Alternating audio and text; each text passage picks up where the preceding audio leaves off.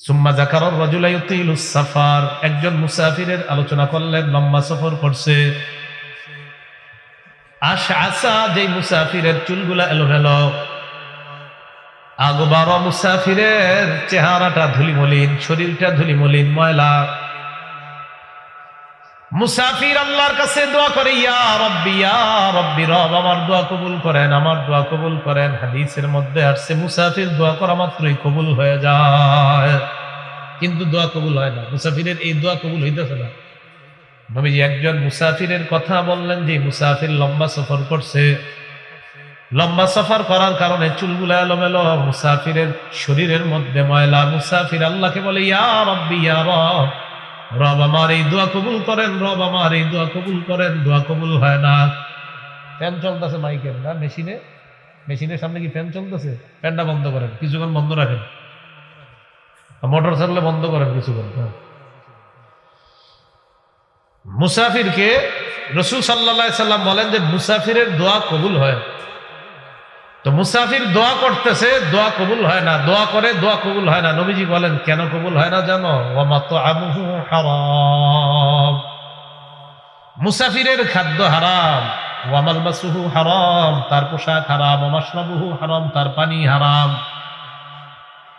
ওয়া গুযিয়া বিল হারাম, মুসাফিরের উপার্জন হারাম, তার শরীরটা লালিত পালিত হয়েছে হারামের মাধ্যমে।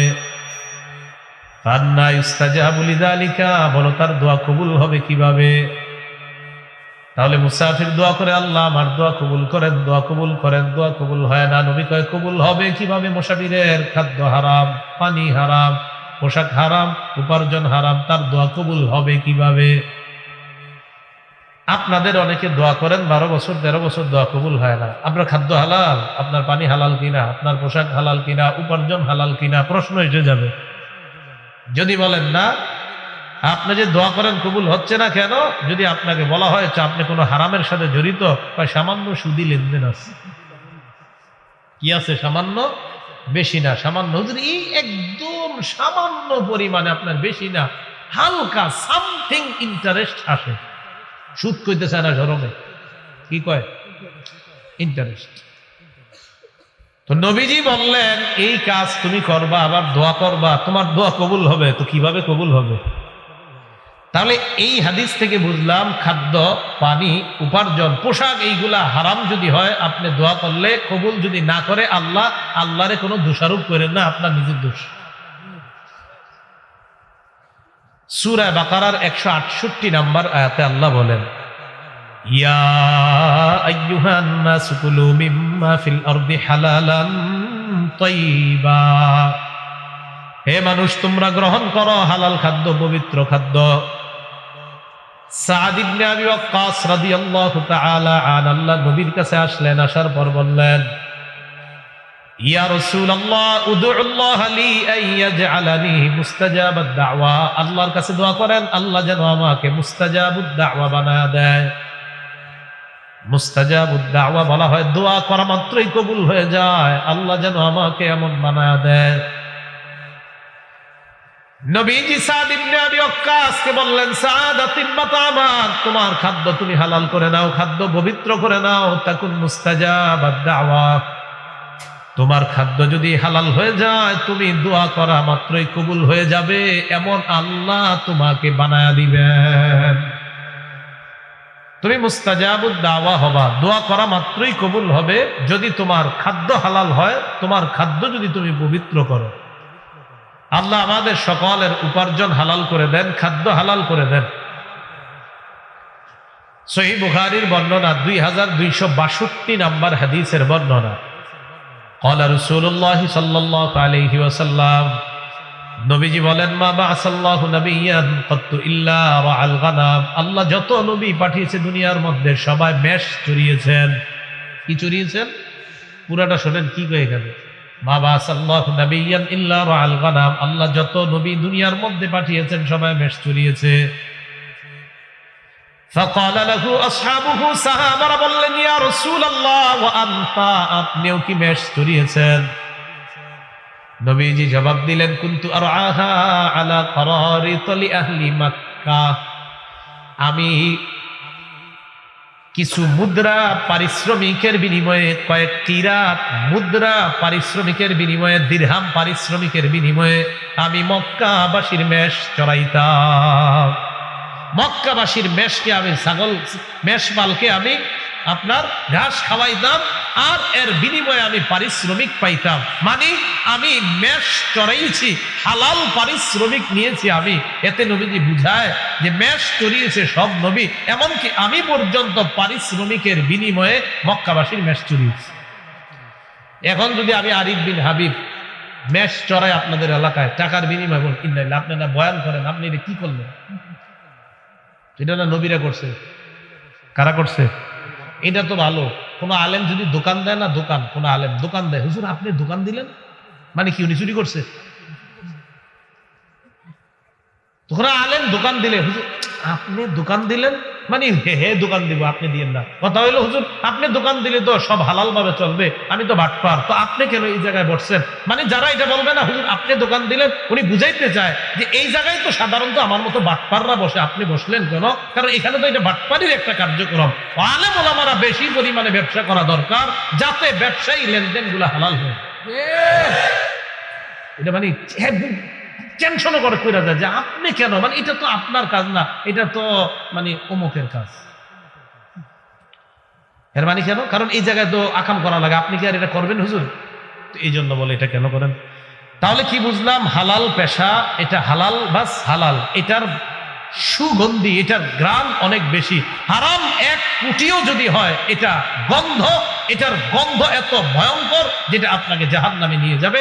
হালাল 1 টাকা, এটার ঘ্রাণ আপনাকে জান্নাতে নিয়ে যাবে। হালাল তো হালাল। আল্লাহ পাক রব্বুল আলামিনের দরবারে শুকরিয়া আদায় করছি, আল্লাহ আমাদেরকে এই মাহফিলে উপস্থিত হওয়ার তৌফিক দান করেছেন বলে আলহামদুলিল্লাহ।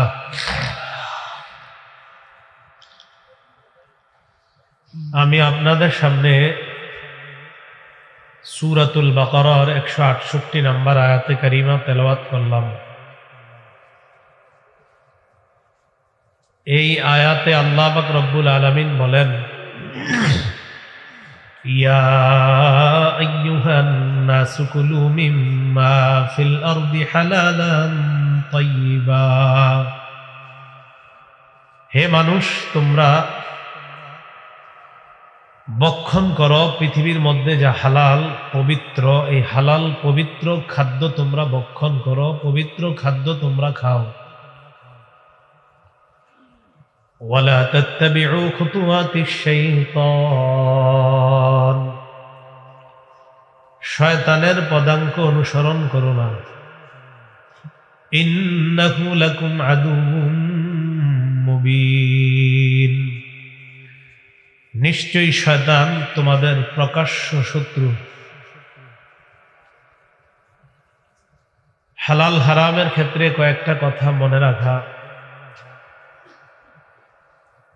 আল্লাহ তার কোরআনে যা হালাল করেছেন তা হালাল, আল্লাহ তার কোরআনে যা হারাম করেছেন তা হারাম। আর সিলসিলাতুস সহিহা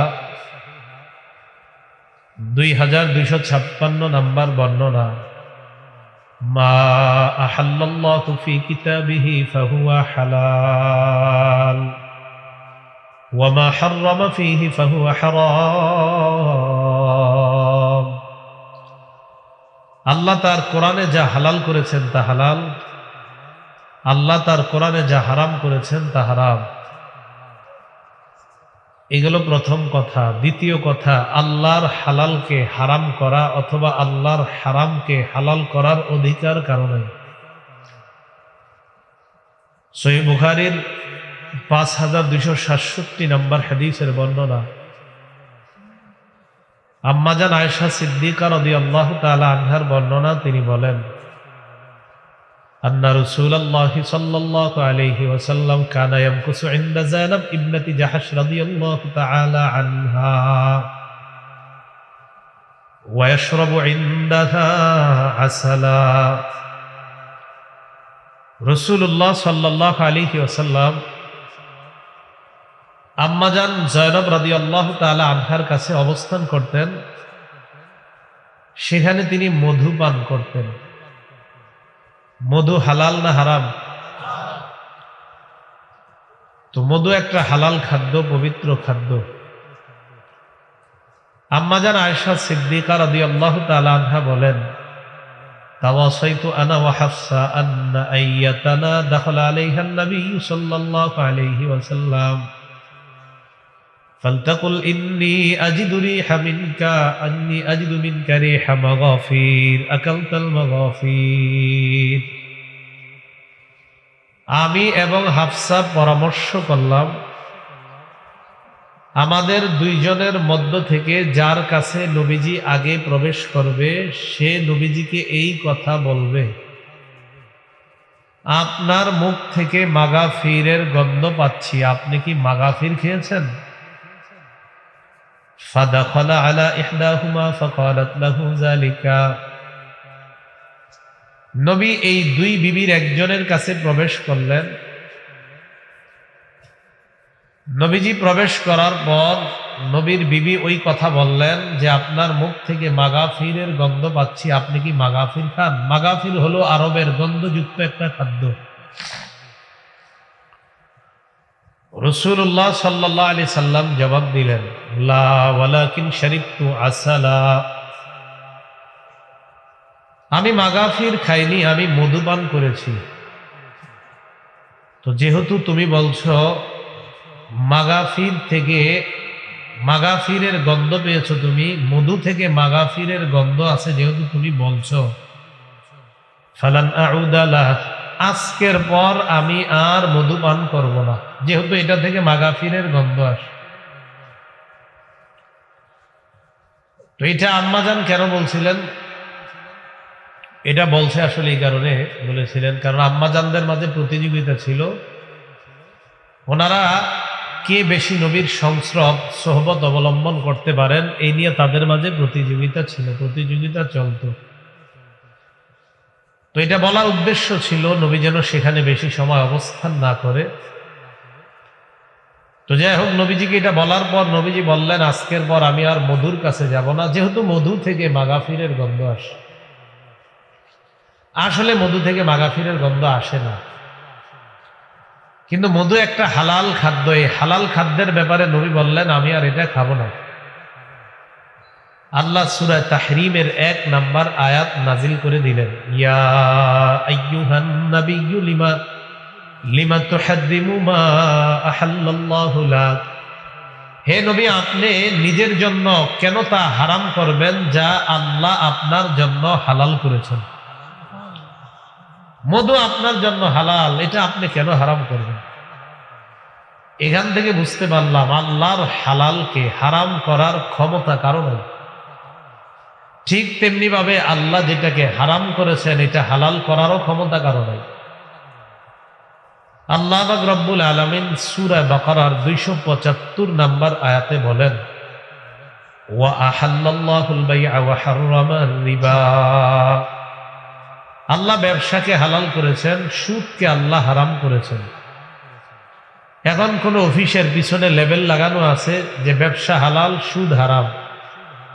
সূরা বাকারার 275 নাম্বার আয়াতের দলিল দেওয়া, কোরআনের সবগুলা আয়াত লেখা, সব হাদিসও লেখা। মনে করেন কোন অফিসের পিছনে সাইনবোর্ডে এই আয়াতগুলা লেখে, ওই অফিসের মধ্যে আয়াত লেখার পরেও তারা সুদি কারবারে জড়িত। মনে করেন কোরআনের সবগুলা আয়াত যদি অফিসে লাগায়া সুদ খান, সুদ কি হালাল হয়ে যাবে? কারণ সুদ কোরআনে হারাম ঘোষণা করেছেন কে? আল্লাহর এই হারামকে কোনোভাবে হালাল করার কোনো সম্ভাবনা নাই, কোনো সুযোগ নাই। হারাম, এটা কিয়ামত পর্যন্ত হারাম। সুদের বিভিন্ন নাম দেওয়া হয়, যতই নাম দেওয়া হোক ঘুরে ফিরে সুদ তো সুদ হারাম। সুদ কি? তাহলে আল্লাহর হালাল, এটা হারাম করার অধিকার নাই। জানলাম যে মধু হালাল, এটা হারাম করার অধিকার নবীজি পর্যন্ত। নবীজিকে বললেন, আপনি কেন নিজের জন্য এমন জিনিস হারাম করবেন যে আমি আল্লাহ হালাল করছি? সুদ হারাম, এটা হালাল করতে পারবে না কেউ। এ গেল দ্বিতীয় কথা। 3 নাম্বার কথা, আমার নবী আমাদেরকে কোনো কিছু বলাটা, আমাদের জন্য কোনো কিছু হারাম করাটা, আর আল্লাহ যদি এটাতে সমর্থন দেন এটাও আমাদের জন্য হারাম। আল্লাহ নবী কোনো কিছু হালাল করাটা, এটাতে যদি আল্লাহ সমর্থন দেন এটাও হালাল। ইবনে মাজার 12 নম্বর হাদিস, ক্বালা রাসূলুল্লাহ সাল্লাল্লাহু আলাইহি ওয়াসাল্লাম ইউশিকুর রাজুলু মুত্তাকিআন আলা আরিকাতিহি ইউহাদ্দিসু বিহাদিসিম মিন্নি। নবী বলেন, এমন একটা সময় আসবে যেই সময় মানুষ সিংহাসনের মধ্যে বসা থাকবে, আমার হাদিস তার সামনে পেশ করা হবে, করার পর সে বলবে, বাইনানা ওয়া বাইনাকুম কিতাবুল্লাহ, আমাদের মাঝে আর তোমাদের মাঝে আল্লাহর কোরআন থাকতে হাদিসের কি প্রয়োজন? নাউজুবিল্লাহ। কোরআন থাকতে হাদিসের কি প্রয়োজন? এটা সিংহাসনের মধ্যে বসা অনেকে ভাব নিয়ে বলবে, ওই ব্যক্তি যুক্তি দিবে, ফামা ওয়াজাদনা ফীহি মিন হারামিন হারামনাহ ওয়া মা ওয়াজাদনা ফীহি মিন হালালিন ইস্তাহলালনাহ। কোরআনের মধ্যে যা আমরা হারাম পেয়েছি এটাকে হারাম হিসাবে গ্রহণ করলাম, কোরআনের মধ্যে যা হালাল পেয়েছি এটা হালাল হিসাবে গ্রহণ করলাম। কোরআনের হালাল আমরাও মানি, কোরআনের হারামকে হারাম আমরাও মানি না? তো ওই লোক আপনারে বলবে কোরআনের হারাম মানলেই তো হয়, কোরআনের হালাল মানলেই তো হয়, হাদিসের কি দরকার? নবীজি বলেন, আলা ওয়া ইন্নামা হাররামা রাসূলুল্লাহ মিসলু মা হাররামাল্লাহ। ওই ব্যক্তিকে জানিয়ে দাও, আমি নবী যা হারাম করি আমার হারাম করাটা আল্লাহর হারাম করার মতো হারাম হয়ে যায়। আমার হারামের বিষয়টা এমন হয়ে যায়, আমি হারাম করেছি তা আল্লাহর হারাম করার মতো হারাম হয়। আমি যা হালাল করব এটাতে আল্লাহর যদি হুকুম থাকে এটাই হালাল। এখন যারা বলবে শুধু কোরআন মানলেই হবে, হাদিসের কোনো দরকার নেই, তো আল্লাহ কোরআনে বলছে, ইয়া আইয়ুহাল্লাযীনা আমানু রুকউ ওয়াসজুদু ওয়া'বুদু রাব্বাকুম ওয়াফআলুল খায়রা লাআল্লাকুম তুফলিহুন। হে মানুষ, তোমরা রুকু করো, তোমরা সিজদা করো, তোমরা তোমাদের রবের ইবাদত করো। এটা কোরআনে আছে। কোরআনে আছে, ইন্নাস সালাতা কানাত আলাল মুমিনিনা কিতাবাম মাওকুতা। সময় মতো ইমানদারের উপর নামাজ ফরজ, সময় মতো ইমানদারের উপর নামাজ। তাহলে কোরআনে আছে সময় মতো ইমানদারের উপর নামাজ ফরজ, কোরআনে আছে রুকু করো, কোরআনে আছে সিজদা করো। ফজর নামাজ 2 রাকাত, এটা কোরআনের কোথাও লেখা নাই। জোহর নামাজ 4 রাকাত, এটা কোরআনের কোথাও লেখা নাই। আসর নামাজ 4 রাকাত, কোরআনের কোথাও লেখা নাই। মাগরিব 3 রাকাত, কোরআনের কোথাও লেখা নাই। এশার নামাজ 4 রাকাত, এটা কোরআনের কোথাও লেখা নাই। এটা আছে কোরআনের ব্যাখ্যা হাদিসে। কোথায় আছে? এই জন্য যারা বলবে কোরআন থাকতে হাদিসের কি প্রয়োজন, তারা ছলে বলে কৌশলে আপনাদেরকে হঠাৎ বলে ফেলবে, যেহেতু কোরআনে নামাজের কথা আছে, বাকি ফজর যে 2 রাকাত এটা কোরআনে নাই, জোহর যে 4 রাকাত এটা কোরআনে নাই, হঠাৎ বলে ফেলবে যেহেতু কোরআনে নাই অতএব নামাজ পড়া দরকার নাই। উম্মতকে নামাজ থেকে দূরে সরানোর ষড়যন্ত্র তারা করে। যারা বলবে শুধু কোরআন মানলেই হবে, শুধু কোরআন মানলে আপনি ফজর 2 রাকাত কই পাবেন? এই জন্য শুধু কোরআন, শুধু হাদিস না কোরআন হাদিস? আল্লাহ বুঝার তৌফিক দান করেন। এগুলো 3 নাম্বার কথা। 4 নাম্বার কথা, সন্দেহযুক্ত জিনিস থেকেও বাঁচবেন। বলেন কি জিনিস? সন্দেহযুক্ত জিনিস থেকে বাঁচবেন। সহিহ বুখারীর বর্ণনা 52 নাম্বার হাদিস, ক্বালা রাসূলুল্লাহ সাল্লাল্লাহু আলাইহি ওয়াসাল্লাম, নবী বলেন, আল হালালু বাইয়িনুন ওয়াল হারামু বাইয়িনুন। হালাল স্পষ্ট, হারাম স্পষ্ট। সুদ যে হারাম সবার কাছে স্পষ্ট। এরপরে আপনার বলবে, হুজুর যদি আমি ওইভাবে করি জায়েজ হবে কিনা? এ নিজেও জানে যে এটা জায়েজ হবে না, তো এরপরে হুজুর যদি বলে দেয়, হুজুর বললে কি হবে? সুদ হারাম, এটা হারাম। নবীজি বলেন, আল হালালু বাইয়িনুন ওয়াল হারামু বাইয়িনুন। হালাল স্পষ্ট, হারাম স্পষ্ট। ওয়া বাইনাহুমা মুশাব্বাহাত। হালাল হারামের মাঝে কিছু বিষয় আছে অস্পষ্ট, সন্দেহযুক্ত। ফামান ইত্তাকাল মুশাব্বাহাত ফাকাদ ইস্তাবরাআ লিদীনিহি ওয়া ইরজিহি। কেউ যদি সন্দেহযুক্ত জিনিস থেকে বেঁচে থাকে তাহলে ওই ব্যক্তির দ্বীন এবং মর্যাদা হেফাজত হয়ে যায়। সন্দেহযুক্ত জিনিস থেকে বাঁচলে আপনার দিন ঠিক থাকবে, আপনার মর্যাদা ঠিক থাকবে। এই জন্য রাসূল সাল্লাল্লাহু আলাইহি সাল্লাম বলেছেন, দা মা ইউরিবুকা ইলা মা লা ইউরিবুক। সন্দেহযুক্ত জিনিস যেটা আছে এটা ছাড়ো, সন্দেহ যেটাতে নাই সেটা করো। যেমন আপনারা এই এলাকার দুইটা ধান ক্ষেতের মাঝখান দিয়ে হাঁটা শুরু করলেন, ধান ক্ষেতের দুই পাশে দুইটা বড় রাস্তা আছে, ওই দুই রাস্তা বাদ দিয়ে দুইটা ধান ক্ষেত মাঝে পাশে দুইটা রাস্তা আছে বড় বড়, ওই পাশের রাস্তা দিয়ে আপনি রাস্তা পার হতে পারেন, এই পাশেরটা দিয়ে পার হতে পারেন, আবার মাঝখানে যে দুই ধান ক্ষেতের মাঝে চিকন একটা আইল আছে এটা দিয়ে পার হতে পারেন। আপনি চিন্তা করলেন আমি দুই ধান ক্ষেতের মাঝখানের আইলটা দিয়ে যাই। এখন আপনি গেলেন, যাওয়ার সময় দুই ধান ক্ষেতের কিছু ধান আপনার পাঞ্জাবির মধ্যে লেগে গেছে, দুই তিনটা ধান, পাঁচ সাতটা ধান। ওই পারে উঠার পর আপনি দেখলেন আপনার পাঞ্জাবিতে তিন চারটা ধান আছে। চিন্তা করলেন ইন্নালিল্লাহ, আরেকজনের ক্ষেতের ধান আমি নিয়ে আসলাম, এটা কি ঠিক করলাম? তখন কোনো আলেমরে ফোন দিয়েছেন তো উনি বলে দিবে হয়তো এটা, যে আপনি যেহেতু ওজর আছে এই জন্য সমস্যা নেই, আপনার এইভাবে দুই তিনটা ধান ক্ষমা হয়ে যাবে। কথা হলো আমার, আপনি ফোনটা কেন দিলেন বলেন তো? সন্দেহের মধ্যে পড়ছেন এই কারণেই তো। তো আপনি মাঝখান দিয়ে হাঁটলেন কেন? এই মাঝখানের সন্দেহযুক্ত জিনিসটাতে না হাইটা স্পষ্ট দুইটা রাস্তায় হাঁটতেন, ফোনেরও দরকার হইতো না, ফতুয়া জিজ্ঞাসা করা হইতো না, আপনি নিরাপদ থাকতেন। এই জন্য সন্দেহযুক্ত জিনিস না করা, দিন ঠিক থাকবে, আপনার ঈমান ঠিক থাকবে, আপনার মর্যাদা ঠিক থাকবে। কথাটা কি বুঝছেন? বলেন তো মাসালা কেন দরকার হইলো? মাঝে দিয়ে হাঁটার কারণে। আপনি ওইটা দিয়ে হাঁটলে মাসালাই দরকার হইতো না। তো এই জন্য বললাম সন্দেহযুক্ত জিনিস থেকেও বেঁচে থাকা।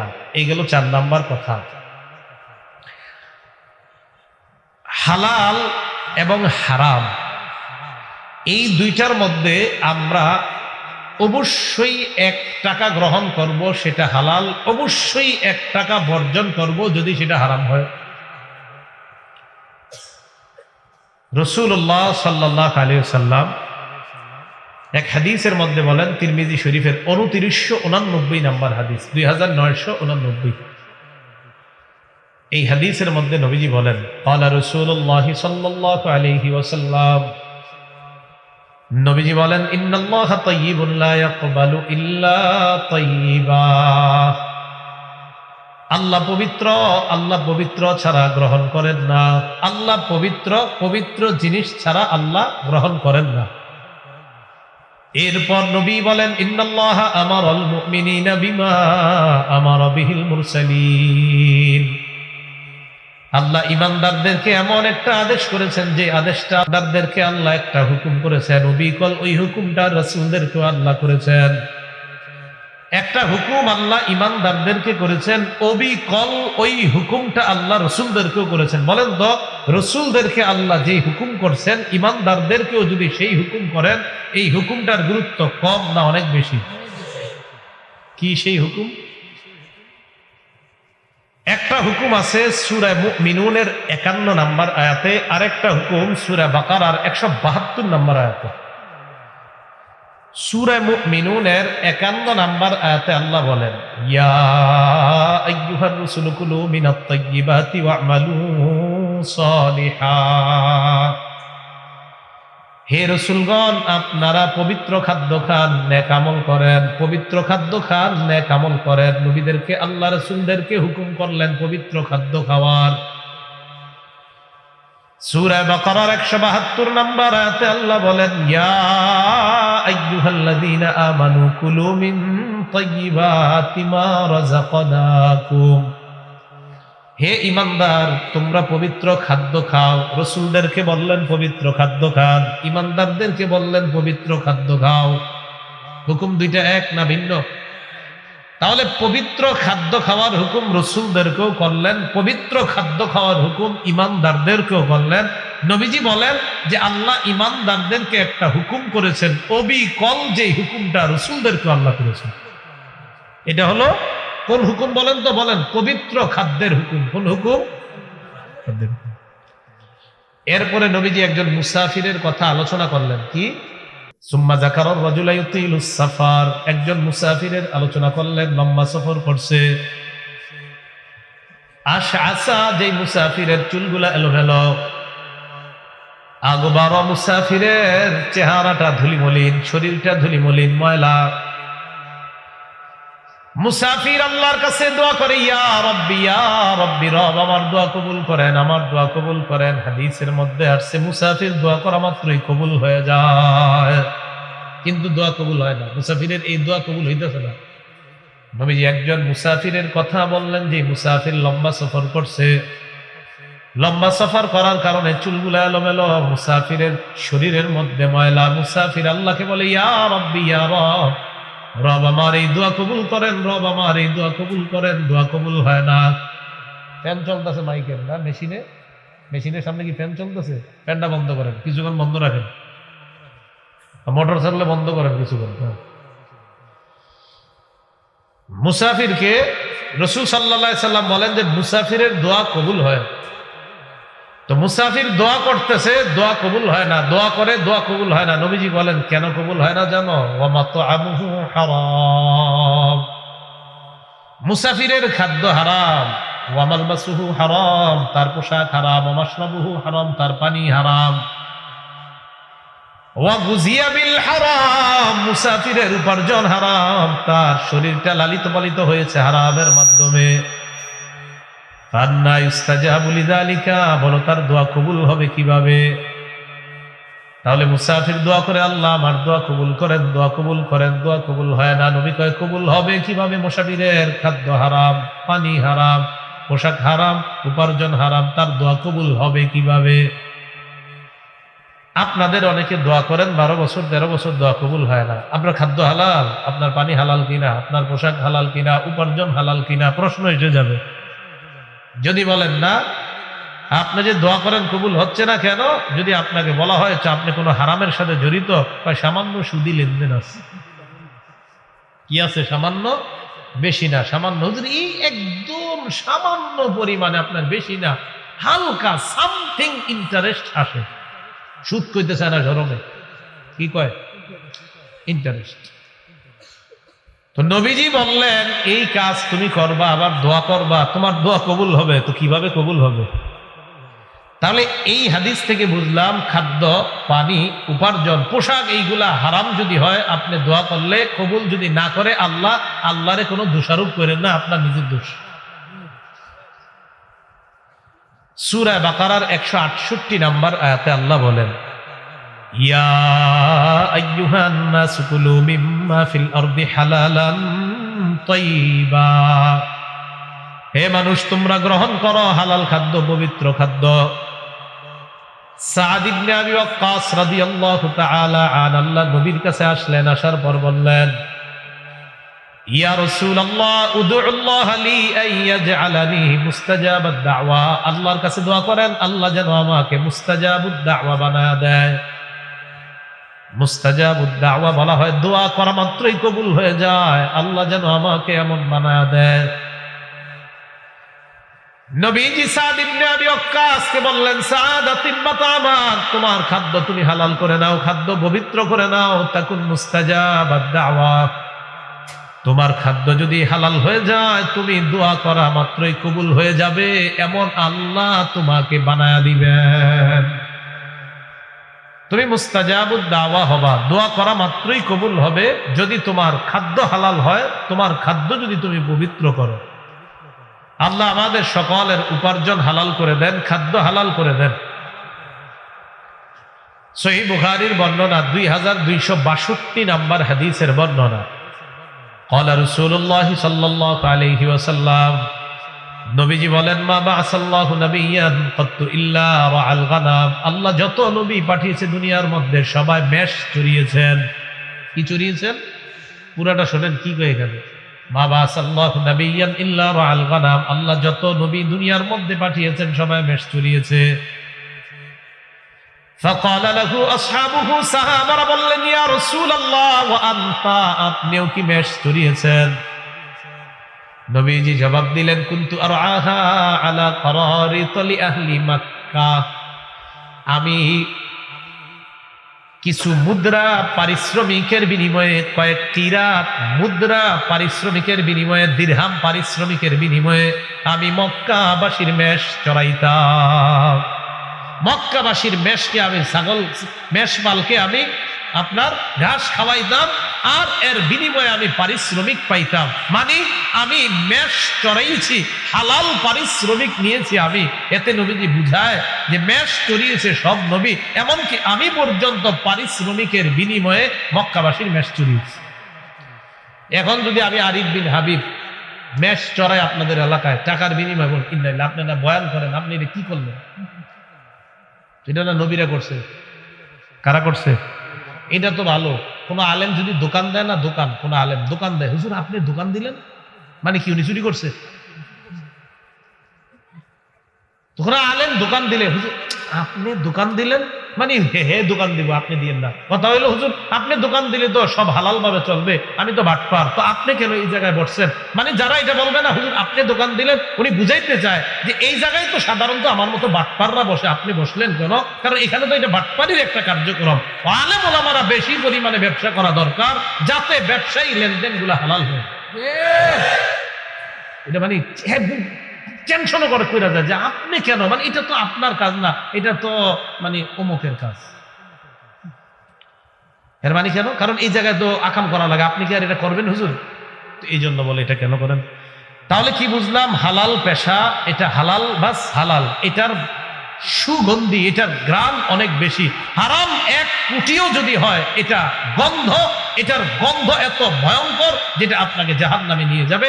হালাল 1 টাকা, এটার গ্রাম আপনাকে জান্নাতে নিয়ে যাবে। হালাল তো হালাল। সহিহ বুখারীর বর্ণনা 2072 নম্বর হাদিস। ক্বালা রাসূলুল্লাহ সাল্লাল্লাহু আলাইহি ওয়াসাল্লাম, নবীজি বলেন, মা আকালা আহাদুন তাআমান খায়রান কাত্তু মিন আন ইয়াকুলা মিন আমালি ইয়াদিহি। আল্লাহ নবী বলেন, কোন ব্যক্তি নিজের হাতে উপার্জন করা হালাল খাদ্য গ্রহণ করা, আল্লাহ নবী বলেন এর চাইতে উত্তম হালাল খাদ্য সে গ্রহণ করে নাই। হাদিসের মাধ্যমে আল্লাহ নবী বুঝায়, কোন মানুষ যদি নিজে কষ্ট করে হালাল উপার্জন করে আর ওই হালাল উপার্জিত অর্থের বিনিময়ে খাদ্য গ্রহণ করে, আল্লাহ নবী বলেন এই খাদ্যটাকে আমি দুনিয়ার মধ্যে শ্রেষ্ঠ খাদ্য বলে ঘোষণা করলাম। এটা শ্রেষ্ঠ, এটা উত্তম। কেন? ওয়া ইন্না নাবিয়াল্লাহি দাউদ আলাইহিস সালাতু ওয়াস সালাম কানা ইয়াকুলু মিন আমালি ইয়াদিহি। দাউদ আলাইহিস সালাতু ওয়াস সালাম নিজের হাতের উপার্জিত অর্থ দিয়ে খাদ্য গ্রহণ করতেন, নিজে কামাই করতেন, সেটা খাইতেন। এই জন্য রিক্সাওয়ালাদের ইনকামটা একদম পিওর হালাল ইনকাম। খালি যদি ঠিক মতো নামাজ পড়ে রোজা রাখে, মরবে জান্নাতে যাবে। কারা? সুবহানাল্লাহ, আওয়াজ হালকা হইল কেন? মানে এরা জান্নাতে যাবে দেখে আপনাকেও কথা বললে তো জোরে হয়। রিক্সাওয়ালার ইনকাম খুব পিওর, একদম শরীরের ঘাম ঝরে কামাই। এই তো বললাম, নামাজ যদি পড়ে রোজাটা ঠিক মতো রাখে, মরবে জান্নাতে যাবে। সহিহ বুখারীর বর্ণনা 2074 নম্বর হাদিস। দেখেন এই হাদিসে কি কয়। এক ব্যক্তি আরেকজনের কাছে গিয়ে ভিক্ষা চাইছে। ভিক্ষা চাইলে তিনি ভিক্ষা দিতেও পারেন, নাও দিতে পারেন। ঠিক তো? ভিক্ষা কি সবাই দেয়? ক্বালা রাসূলুল্লাহ সাল্লাল্লাহু আলাইহি ওয়াসাল্লাম, নবীজি বলেন, লা আইয়াহতাতিবা আহাদুকুম হুজমাতান আলা যহরিহি খায়রুল লাহু মিন আইয়াসআলান নাস ফায়ুতিয়াহু ওয়া ইয়ামনাআ। তোমাদের মধ্যে কোনো ব্যক্তি কাঠের বোঝা পিঠের উপর নেওয়ার পর এর দ্বারা সে হালাল উপার্জন করে, কোন ব্যক্তি অন্য কোন মানুষের কাছে ভিক্ষা চায়, ওই মানুষটা তাকে ভিক্ষা দিতেও পারে, নাও দিতে পারে। আল্লাহ নবী বলেন এই ব্যক্তির চেয়ে ওই ব্যক্তি যে কাঠের বোঝা পিঠের মধ্যে নিয়ে হালাল উপার্জন করে, আমি তার পেশাটাকে শ্রেষ্ঠ পেশা বলে ঘোষণা করলাম। কাঠ সংগ্রহ করে বিক্রি করবে, এটা শ্রেষ্ঠ পেশা, ভিক্ষা করার। সহিহ বুখারীর 2075 নম্বর হাদিসের বর্ণনা। ক্বালা রাসূলুল্লাহ সাল্লাল্লাহু আলাইহি ওয়াসাল্লাম, নবীজি বলেন, লা ইয়াখুযু আহাদুকুম আহবুলা। তোমাদের কেউ রশি নিয়ে জঙ্গলের মধ্যে যাবে, যাওয়ার পর লাকড়ি সংগ্রহ করে রশি দিয়ে বাঁধবে, বাঁধার পর বাজারে নিয়ে বিক্রি করবা। অন্য কারো কাছে ভিক্ষা করার চাইতে এই লাকড়ি বুঝাই করে হালাল উপার্জন করা আমি শ্রেষ্ঠ পেশা হিসাবে ঘোষণা করলাম। ভিক্ষা পেশার চেয়ে তোমার এই পেশা শ্রেষ্ঠ। তাহলে নিজের হাতের হালাল কামাইয়ের গুরুত্ব কম না বেশি? বেশি। আল আদাবুল মুফরাদ একটা কিতাব আছে, ইমাম বুখারীর লেখা। এই কিতাবের 299 নম্বর হাদিসের বর্ণনা। রাসূলুল্লাহ সাল্লাল্লাহু আলাইহি সাল্লামের একজন সাহসী সাহাবী নাম আমর ইবনুল আস রাদিয়াল্লাহু তাআলা আনহু, তিনি বলেন, বাসা ইলাইয়া নবী সাল্লাল্লাহু আলাইহি সাল্লাম, নবীজি আমার কাছে একজনকে পাঠিয়েছে এই সংবাদ দিয়ে, আমারনি আন আখযা আলাইয়া সিয়াবি ওয়া সিলাহি, আমি যেন যুদ্ধের পোশাক পরে অস্ত্র নিয়ে আল্লাহর নবীর কাছে আসি, এই বলে আমাকে নবীজি সংবাদ পাঠিয়েছেন। আমি অস্ত্রে শস্ত্রে সুসজ্জিত হয়ে নবীজির কাছে আসলাম। আসার পর দেখলাম আল্লাহ নবী ওযু করতেছেন, নবীর সামনে দাঁড়াইলাম। নবীজি আমার দিকে তাকাইলেন, দীর্ঘ সময় আমাকে ভালোভাবে দেখলেন, দেখার পর সুম্মা তাআতা, মাথাটা নিচের দিকে করলেন। এরপর আল্লাহ নবী বলেন, ইয়া আমর, ইন্নী উরিদু আন আবআসাকা আলা জাইশিন ফায়ুগনিমুকাল্লাহ, আমি তোমাকে জিহাদের সেনাপতি বানাইতে চাই, মুজাহিদদের সেনাপতি বানিয়ে যুদ্ধের ময়দানে পাঠাইতে চাই, এমন এক ময়দানে যেখানে যাওয়ার পর আল্লাহ তোমাকে প্রচুর গনিমতের সম্পদের মালিক বানাবেন। সুবহানাল্লাহ। কিসের মালিক? গনিমতের সম্পদ, যুদ্ধলব্ধ সম্পদ। আর ওয়া ইন্নী আরগাবু লাকা মিনাল মালি সলিহা, আমি তোমার জন্য কামনা করি তুমি যেন ভালো কিছু সম্পদের মালিক হয়ে যাও, হালাল সম্পদের মালিক হয়ে যাও, এটা আমি তোমার জন্য আগ্রহ করি, আকাঙ্ক্ষা করি, কামনা করি। এই কথা বলার পর আমর ইবনুল আস রাদিয়াল্লাহু তাআলা আনহু বললেন, মা আসলামতু রাগবাতান ফিল মাল, আমি সম্পদের লোভে ইসলাম গ্রহণ করি নাই। ইন্নামা আসলামতু রাগবাতান ফিল ইসলাম ফাকুনু মা রাসূলিল্লাহি সাল্লাল্লাহু আলাইহি ওয়াসাল্লাম, আমি এই কারণে মুসলমান হয়েছি, ইসলামের আকর্ষণে মুসলমান হয়েছি, যেন আমি মুসলমান হওয়ার পর আল্লাহর নবীর সাথে থাকতে পারি, এই কারণে আমি মুসলমান হয়েছি। আমি আপনার সাথে থাকতে পারবো তাই মুসলমান হয়েছে, আমার সম্পদের দরকার নেই। নবীজি বললেন, আমর, নি'মাল মালুস সালিহু লিল মারইস সালিহ, বলেন বলেন সবাই, ভালো মানুষের জন্য ভালো সম্পদ কতই না উত্তম। নবীজি বললেন, আমর, তুমি একজন ভালো মানুষ, তোমার কিছু হালাল সম্পদ হওয়া, ভালো সম্পদ হওয়া, এটা তোমার জন্য কতই না উত্তম, তাই আমি নবী কামনা করি তোমার যেন কিছু হালাল সম্পদ হয়ে যায়। তিরমিজি শরীফের 2361 নম্বর হাদিসের বর্ণনা। এই হাদিসের মধ্যে আসছে হালাল সম্পদ খাদ্যের জন্য নবীজি আল্লাহর কাছে দোয়া করতেন। ক্বালা রাসূলুল্লাহ সাল্লাল্লাহু আলাইহি ওয়াসাল্লাম, নবীজি আল্লাহর কাছে দোয়া করে বলেন, আল্লাহুম্মা জাআল রিজকা আলি মুহাম্মাদিন কুতা, আল্লাহ আপনি মুহাম্মদ সাল্লাল্লাহু আলাইহি ওয়াসাল্লামের পরিবারের জন্য পরিমিত হালাল খাদ্যের ব্যবস্থা করে দেন। তিরমিজি শরীফের 2346 নম্বর হাদিসের বর্ণনা। এই হাদিসের মধ্যে আসছে, সকালবেলা উঠা যদি দেখেন আপনার জীবনে 3টা গুণ আছে। কয় গুণ? আপনারা যদি সকালে উঠা দেখেন যে আপনার মাঝে 3টা বৈশিষ্ট্য আছে, তো আপনি মনে করবেন এই পৃথিবীর সবচেয়ে সুখী মানুষ। কয় গুণ? তাহলে আগামীকাল সকালে উঠে দেখেন এই 3 গুণ কাদের মাঝে আছে, এই 3 বৈশিষ্ট্য কাদের মাঝে আছে। যদি থাকে তো আগামীকাল সকালেই মনে করবেন আপনি সুখী মানুষ, কারণ কথাটা নবী বলছে। মনে করবেন নি? তাহলে আগামীকাল সকালে যদি 3 বৈশিষ্ট্য কারা কারা দেখতে চান, আল্লাহ আপনামান এবার বলি, দেখেন এই 3 বৈশিষ্ট্য পাওয়া যান কিনা কালকে। নবীজি সাল্লাল্লাহু আলাইহি সাল্লাম বলেন, মান আসবাহা মিনকুম আমিনান ফি সিরবিহি, তোমাদের মাঝে কারো সকাল যদি হয় এমন অবস্থায় পরিবার নিয়ে শান্তিতে আছে, সকালে উঠে দেখলা তোমার পরিবার নিয়ে তুমি ভালো আছো, 1। 2 নাম্বার, ওয়া মুআফান ফি জাসাদিহি, দেখলেন যে আপনি সুস্থ আছেন।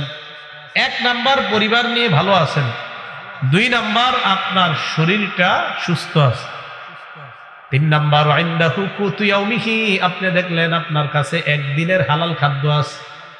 একদিনের হালাল ফাকান্নামা হিজাত লাহুদ দুনিয়া।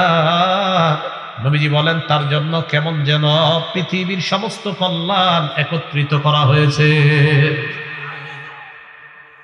তাহলে আপনি যদি আগামীকাল সকালে উঠে দেখেন পরিবার নিয়ে ভালো আছেন, আপনি সুস্থ আছেন, আপনার কাছে একদিনের হালাল খাদ্য আছে, বুঝতে হবে এই পৃথিবীর সমস্ত কল্যাণ আল্লাহ আপনাকে দান করছে। এই জন্য আল্লাহর কাছে হালাল খাদ্যের জন্য দোয়া করবো তো ইনশাল্লাহ। আমার সাথে 3টা বাংলা এখন সবাই বলবেন, বলেন হালাল পথে আয়, বলেন হালাল খাতে ব্যয়।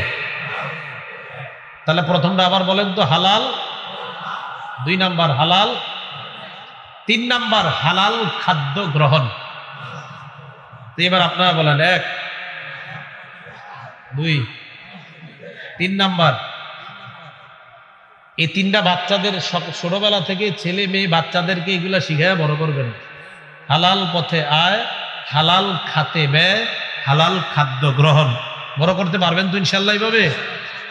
এবার হাদিস শোনেন, তিরমিজি শরীফের 2416 নাম্বার হাদিসের বর্ণনা।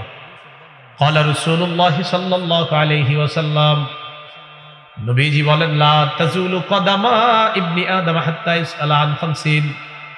কিয়ামতের ময়দানে আদম সন্তানের 2 পা নড়বে না 5টা প্রশ্ন করার আগ পর্যন্ত।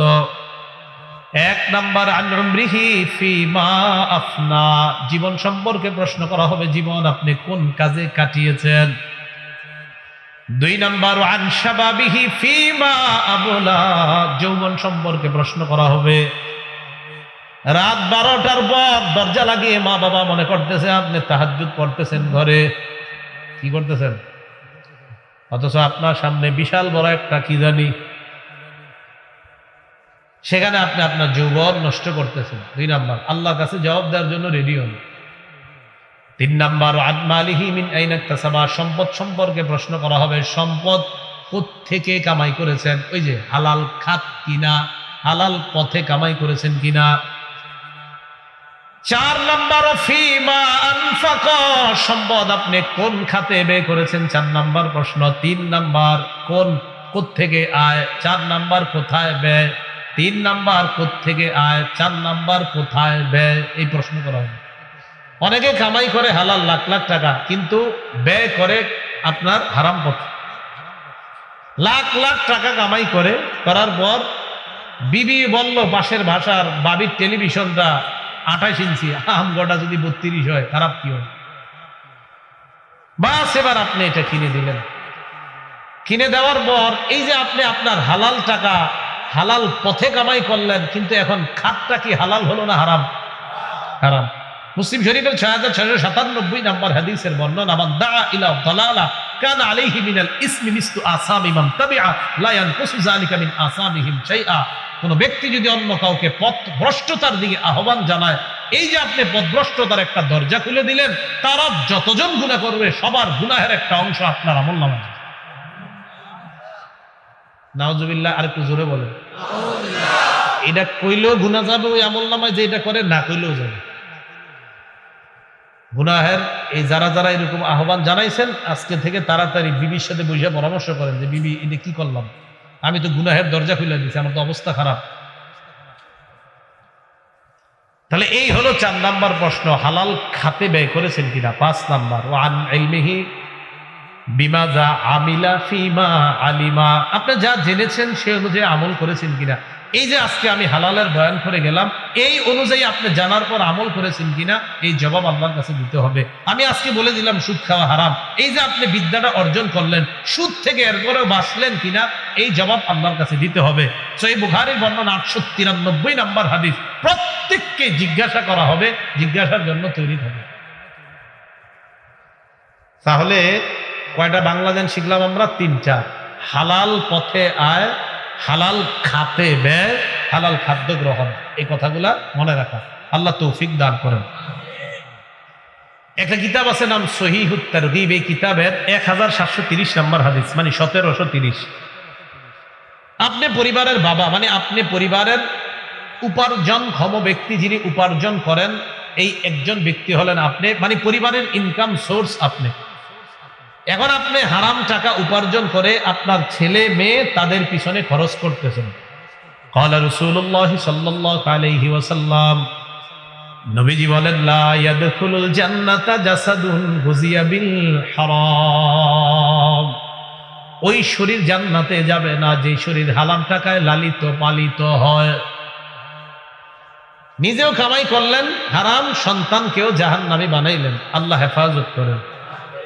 কথাগুলো কি মনে থাকবে সবার? এখন আসেন, হালাল পথে উপার্জন নিষেধ, তাহলে হারাম পেশা, এই হারাম পেশাও আমরা গ্রহণ করব না। বলেন সবাই, হারাম পেশা কি করব না? করব না। একটা হাদিস শুনেন, শোনার পর বুঝেন। গণক চিনেননি? গণক কারে কয়? হাত দেখা এই দেশ গ্রামে আছে, এই হাত দেখা ভাগ্য গণনা টননা কইরা আপনারা সবকিছু একদিন বলে দেয়। নাউজুবিল্লাহ বলেন। মুসলিম শরীফের 2230 নম্বর হাদিস, মাদ্রাসার পাঠ্যপুস্তক অনুসারে হাদিসের সিরিয়াল মোট হাদিস সংখ্যা হবে 3033টা। নবীজি কি বলে দেখেন। قال رسول الله صلى الله عليه وسلم, নবীজি বলেন, মান আতা আররাফান ফাসালাহু আন শাই, কোন ব্যক্তি যদি কোন গণকের কাছে যায়, যাওয়ার পর গণককে কোন বিষয়ে প্রশ্ন করলে, লাম তুকুবাল্লাহু সালাতুল 40 লাইলা, তার 40 দিনের ইবাদত কবুল হবে না, নামাজ কবুল হবে না। কয় দিনের নামাজ? খালি জিজ্ঞাসা করছেন, গণককে শুধু জিজ্ঞাসা করছেন যে ভাইও আমার ভাগ্যটা একটু ধরে দেন, শুধু একটুক বলছেন 40 দিনের নামাজ কবুল হবে না। কারণ আপনি গণকের কাছে কেন গেলেন? এটা প্রথম কথা। এবার আবু দাউদ শরীফের একটা হাদিস শোনেন। এখানে যেহেতু অনেক বাচ্চারা আছে, তাই আবু দাউদের হাদিসের মোট 3টা অংশ আমি অনুবাদ করব। প্রথম অংশটা স্পষ্ট অনুবাদ করব, দ্বিতীয় আর তৃতীয় অংশটা আমি এমন ভাবে বাংলা বলবো যারা বালেগ আছেন তারা বাংলাটা বুঝে নেবেন, যেহেতু এখানে বাচ্চা আছে। কথাটা কি বুঝে আসছে? এরপর আমি জিজ্ঞাসা করবো বুঝছেন কিনা। যদি এরপরও না বুঝেন তাহলে আমি আবারও এমন বাংলায় বলার চেষ্টা করবো যেন বুঝেন সবাই। আবু দাউদ শরীফের 3904 নম্বর হাদিসের বর্ণনা। قال رسول الله صلى الله عليه وسلم, নবীজি বলেন, মান আতা কাহিনা, কেউ যদি কোনো গণকের কাছে যায়, ফাসাদ্দাকাহু বিমা ইয়াকুল, গণক যা বলছে এই কথাগুলো যদি বিশ্বাস করে নেয়। আগের হাদিসে জানছি শুধু গেছেন, গিয়া একটা প্রশ্ন করছেন, 40 দিনের নামাজ কবুল হবে না। এই হাদিসে জানলাম গণকের কাছে গেছেন, যাওয়ার পর কিছু জিজ্ঞাসা করছেন, আর গণক যা বলছে এটা আপনি বিশ্বাস করছেন। এগুলো প্রথম অংশের অনুবাদ। এটা সহজ না অনুবাদ থেকে অংশটা? গণক যা বলছে বিশ্বাস করছেন। দ্বিতীয়, আও আতা ইমরাতাহু হাইজা, মা বোনরা আল্লাহ প্রদত্ত মাসে যে একটা অসুস্থতার সম্মুখীন হয়, ওই অসুস্থতার অবস্থায় কোন স্বামী যদি তার স্ত্রীর সাথে আল্লাহ যে সম্পর্কটা হালাল করেছেন ওই সম্পর্কে যদি লিপ্ত হয়, বুঝছেন? কোন মা বোন আল্লাহ প্রদত্ত যে অসুস্থতার সম্মুখীন হয়, ওই অসুস্থতা অবস্থায় যদি কোনো স্বামী তার স্ত্রীর সাথে আল্লাহ কর্তৃক যে হালাল সম্পর্ক, এই সম্পর্কে যদি কেউ আপনার সম্পর্ক যদি স্থাপন করে, এগুলো দ্বিতীয় অংশের অনুবাদ। 3, আও আতা ইমরাতাহু ফি দুবুরিহা, অথবা কেউ যদি তার স্ত্রীর যেই পথে সম্পর্ক স্থাপন আল্লাহ হালাল করেছেন ওই পথ বাদ দিয়ে অন্য পথে সম্পর্ক করে, নাউজুবিল্লাহ, অন্য পথে সম্পর্ক, পিছনের রাস্তায় সম্পর্ক যদি কেউ করে, নবীজি বলেন, ফাকাদ বারিআ মিম্মা আনজালাল্লাহু আলা মুহাম্মাদ, এই ব্যক্তি যে গণকের কথা বিশ্বাস করে, এই ব্যক্তি যে তার স্ত্রীর কাছে যে বললাম ওই অবস্থায় যায়, এই ব্যক্তি যে তার স্ত্রীর আসল রাস্তা বাদে অন্য কোনো পথে সে তার স্ত্রীর সাথে ওই সম্পর্ক স্থাপন করে, সে যেন আল্লাহ মুহাম্মদ সাল্লাল্লাহু আলাইহি সাল্লামের উপর যা নাজিল করেছেন এ থেকে সে সম্পূর্ণ মুক্ত হয়ে গেছে। এটার সাথে তার সম্পর্ক নেই। ফাকাদ বারিআ, এটার সাথে তার সম্পর্ক নেই। তাহলে এটার মধ্যে গণকের কথা আছে, যে বিশ্বাস করে গণকের কথা। তাহলে আগেরটা তো ছিল মাত্র 40 দিনে নামাজ কবুল হবে না, আর এটাতে কি বললেন? সে যেন একদম আলাদা হয়ে গেছে, মুহাম্মদ সাল্লাল্লাহু আলাইহি সাল্লামের উপর আল্লাহ যা নাজিল করেছেন এই সম্পূর্ণ এটা থেকে আলাদা। তাহলে গণকের কথায় বিশ্বাস করা যাবে? বলেন যাবে? যাবে না। তো এই যে গণকগিরি করা, এই পেশার উপার্জন সব হারাম। হাদিসে আছে, নাহা রাসূলুল্লাহ সাল্লাল্লাহু আলাইহি ওয়াসাল্লাম আন সামানিল কাল, কুকুর বিক্রি কইরা এই টাকা খাওয়া হারাম, বা বাহরিল বাগিগি পতিতা বিক্রি করে টাকা খাওয়া হারাম, মানে সতীত্ব বিক্রি করে কোনো মেয়ে অবৈধভাবে তার সতীত্ব বিক্রি করে টাকা নেওয়া হারাম, ওই টাকা খাওয়া হারাম, ওই টাকা খরচ করা হারাম। ওয়াহুলওয়ানিল কাহিন, গণক যে গণকের কাম করে, এই করার পর এই কামের টাকা খাওয়া নেওয়া সব হারাম। আরেক হাদিসে আসছে ওয়াসামানিল খামরি, মদ বিক্রি কইরা যে টাকা, এই টাকা নেওয়া খাওয়া দাওয়া সব হারাম। এখন আপনাদের কাছে আমি বলতে চাই, তাহলে যেই পেশা হারাম এই পেশার উপার্জনও, গণকি পেশাটা হালাল না হারাম? তাহলে এটার উপার্জন, তাহলে আরো কিছু হারাম আছে এরকম পেশা, তাহলে সুদ এটা হারাম না হালাল? অতএব সুদী পেশায় যদি কেউ জড়িত হয় সেটাও হারাম হবে। কি হবে? যে এই কথাটা একটু চিন্তা করেন, কি বুঝাইছি? আল্লাহ বোঝার তৌফিক দান করেন। এখন কথা হলো, গণকরা মাঝে মাঝে গণকের কিছু কথা যে মিলে যায়, অনেক সময় মিলে যায়, কিন্তু গণকের কথা যে মিলে যাবে এটাও নবী বলে গেছেন। গণক 100 কথা বলবে, এর মাঝে মাঝে একটা মিলে যেতে পারে, এই কথাও নবী বলছেন। সহিহ বুখারীর 3288 নম্বর হাদিস। কথা হলো কিভাবে মিলে? ক্বালা রাসূলুল্লাহ সাল্লাল্লাহু আলাইহি ওয়াসাল্লাম, নবীজি বলেন, আল মালাইকাতু তাতাহাদ্দাসু ফিল আনান বিল আমরি ইয়াকুনু ফিল আরদ, ফেরেশতারা আসমানের মধ্যে কথা বলে দুনিয়ার এমন কোন বিষয় নিয়ে যে বিষয়টা দুনিয়াতে ঘটবে, ফেরেশতারা আলোচনা করে। ফাতাসমাউ শায়াতিনাল কালিমা, শয়তান ফেরেশতার দুই একটা কথা শুইনা ফেলে শয়তান।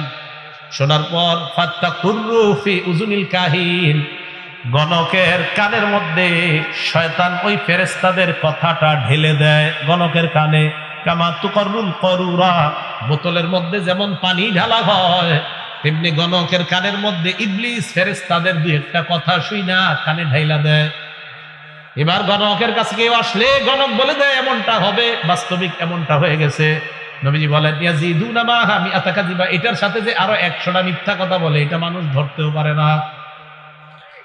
নবীজি বললেন, একটা হয়ে গেছে, আর 100 200 1000 মিথ্যা কথা বলবে, এটা মানুষ ধরতে পারে। সোজা কথা, গণক এই তাদের কাছে যাবেন না, এই পেশা হারাম, এই পেশার উপার্জন হারাম।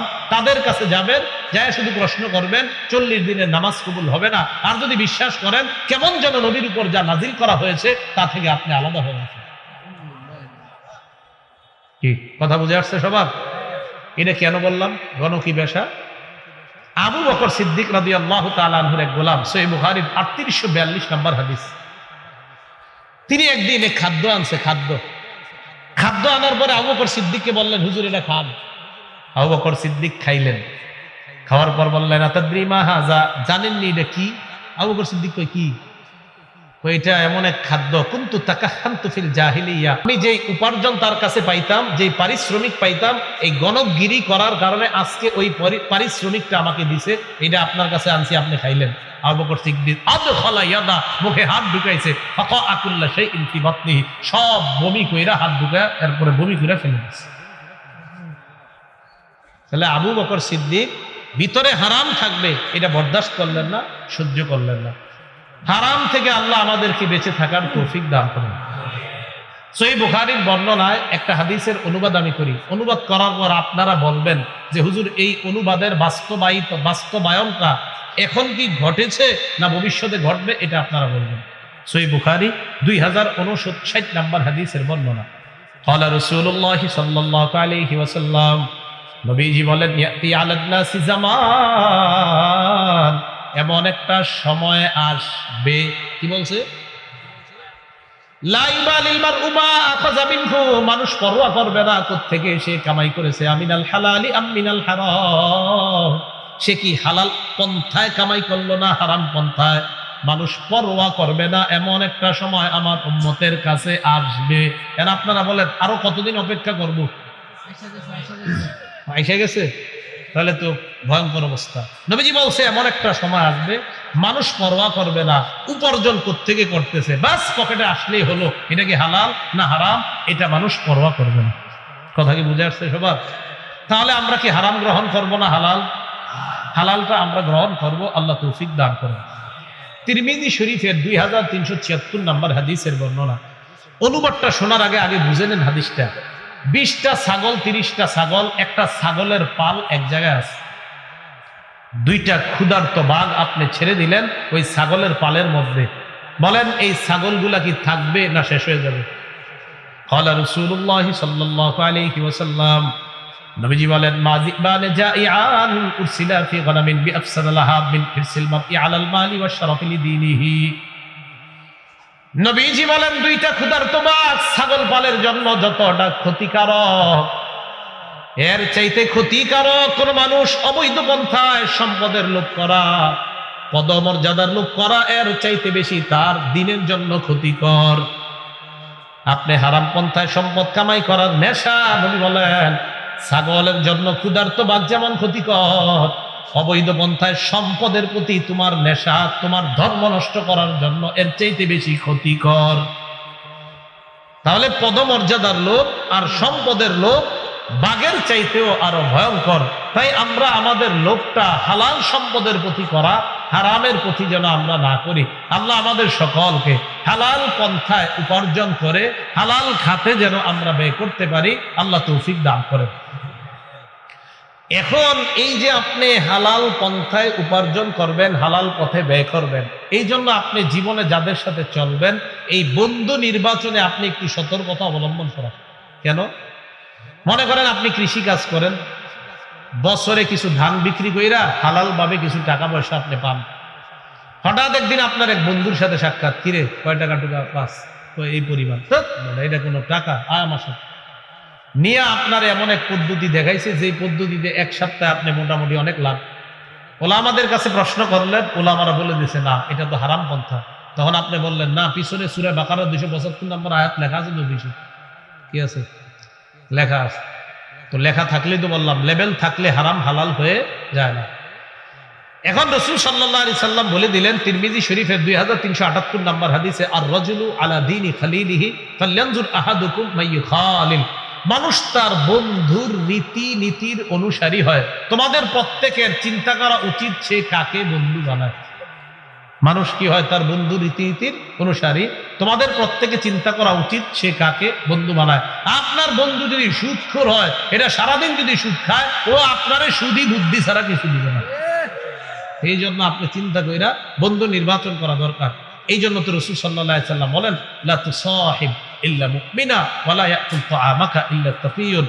তুমি ভালো মুমিন ছাড়া বন্ধু বানাও না, আর তোমার খাদ্য যেন ভালো মানুষ ছাড়া অন্যরা না খায়, তোমার খাদ্যটাও যেন ভালো মানুষ খায়, তুমি বন্ধুটাও নির্বাচন করবা ভালো। তাহলে হালাল খাদ্য গ্রহণ, হালাল পথে আয়, হালাল পথে ব্যয়, হালাল পথে আয়, হালাল খাতে ব্যয়, হালাল খাদ্য গ্রহণ, সঠিক বন্ধু নির্বাচন।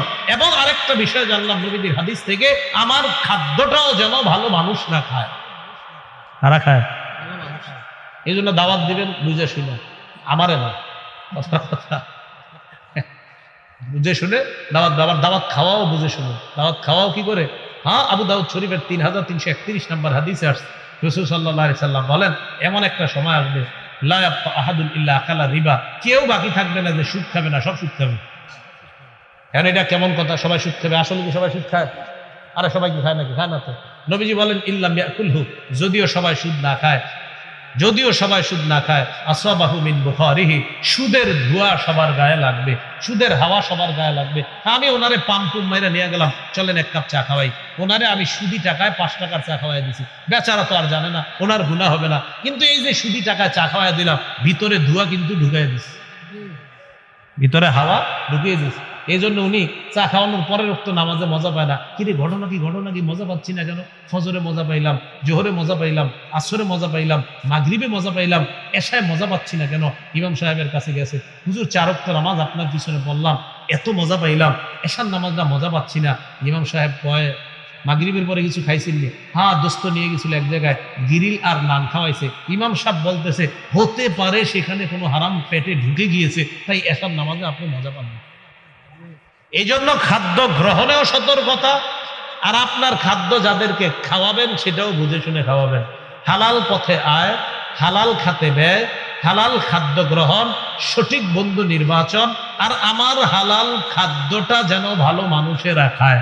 আল্লাহ রব্বুল আলামিন আমাদের সকলকে যে কথাগুলো বললাম আমি সহ সকলকে হালাল পথে উপার্জন করে হালাল খাতে ব্যয় করার তৌফিক দান করেন। আমিন। ওয়া আখিরু দাওয়ানা আনিল হামদ। উঠেন না পাগড়ি দেওয়া হবে, এরপর উঠবেন।